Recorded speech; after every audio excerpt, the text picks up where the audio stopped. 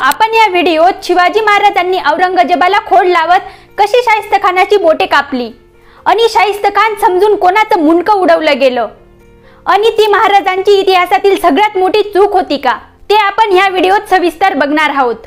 दिल्लीत असलेल्या औरंगजेबाला दक्षिणेतील आपल्या सत्तेची चिंता वाटू लागली, म्हणून पुण्यात तळ ठोकून बसलेले आपल्या मामाला म्हणजे शाहिस्तेखानाला त्याने ऑर्डर दिली की ह्या शिवाजीचं काहीतरी करा, म्हणजेच त्यांचा बंदोबस्त करा, असं फरमान त्यांनी सोडलं। शाहिस्तेखानाने लाल महलाचा कब्जा घेतला आणि तो खूप ऐटीने तिथे राहू लागला।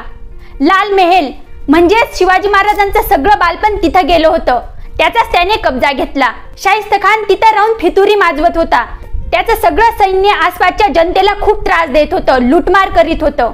म्हणून शिवाजी महाराज रायगडावर विचार करत होते की या शाहिस्तेखानाचा बंदोबस्त कसा करायचा आणि याला कसं हुसकावून लावायचं। शेवटी शिवाजी महाराजांनी निर्णय घेतला की शाहिस्तेखानाचा शिरच्छेद त्याच्याच महलात करूया। शाहिस्तेखान पुण्यात बिनधास्तपणे राहत होता, त्याने आपल्यासाठी एक आलिशान हवेली बांधलेली होती। महाराजांनी शाहिस्तेखानाच्या बाजारांची आणि त्याचं अत्यंत बारकाईने निरीक्षण केलेलं होतं। दिवस होता 5 एप्रिल 1963। त्या दिवशी रमजानचा 6वा चंद्र होता। दिवसाचा उपवास सोडून शाहिस्तेखान आणि त्याच्या परिवारातले आपापल्या विश्रांतीगृहात गेले। त्याच दिवशी शिवाजी महाराज आपल्या बरोबर 200 लढवये जे अत्यंत शूर होते त्यांना घेऊन आपल्या बरोबर आले आणि रात्रीचे 2 प्रहर झाले असतील तेव्हा ते रायगडावरून निघाले आणि मध्यरात्री जसवंत सिंग यांच्या बाजाराजवळ ते पोहोचले। शाहिस्तेखान ज्या रूम मध्ये झोपलेला होता तिथं महाराजांनी भिंतीला मोठे मोठे होल पाडले। तेव्हा दासींच्या लक्षात आलं की कोणीतरी आत घुसलंय। तेव्हा दासींनी शाहिस्तेखानाला तुरंत कळवलं। तेव्हा शाहिस्तेखान आपला रूम सोडून ओसरीत आला, पण अंधार असल्यामुळे त्यांना समजत नव्हतं की कोण माणसं आहेत। वाड्याच्या दुसऱ्या दिवाणखान्यात खूप दिवे जळत होते। शाहिस्तेखानाचा मुलगा अबुल फतेह खान तिथं झोपलेला होता। तो शाहिस्तेखान हाय असे समजून मावळे त्याच्यावर तुटून पडले आणि त्याचं मुंडकं उडवण्यात आलं। अंधारातून शिवाजी महाराजांची माणसे चालत आहेत हे शाहिस्तेखानाला समजलं, म्हणून सगळीकडे पळापळ सुरू झाली। स्वतः शाहिस्तेखान तिथून पळ काढू लागला। महाराजांना हे समजल्यावर महाराजांनी आपली तलवार काढली आणि त्याचे एका हाताचे सगळे बोट कापून टाकले।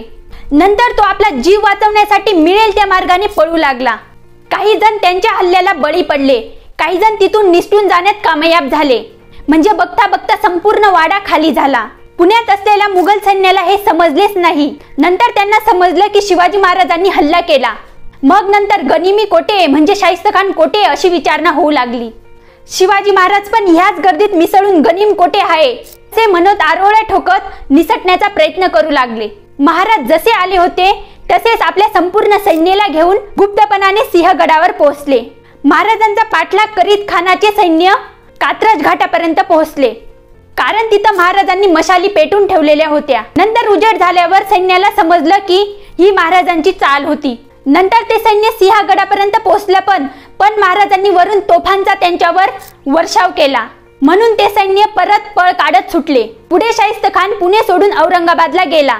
शाहिस्तेखानावरच्या हल्ल्याची बातमी दिल्लीपर्यंत पोहोचली आणि सर्व मुघल सरदार एकदम भयभीत झाले आणि त्यांना शिवाजी महाराजांबद्दल खूप भय निर्माण झालं। आपल्या मामाची दुर्दशेची बातमी औरंगजेबापर्यंत पोहोचली आणि त्याचा खूपच तडफडाट झाला। शेवटी शिवाजी महाराजांनी आखलेली योजना पूर्ण झाली। मित्रांनो, तुम्हाला हा व्हिडिओ कसा वाटला ते कमेंट मध्ये नक्की सांगा। जर व्हिडिओ इन्फॉर्मेटिव्ह वाटला असेल तर व्हिडिओला लाईक आणि चॅनलला सबस्क्राइब नक्की करा।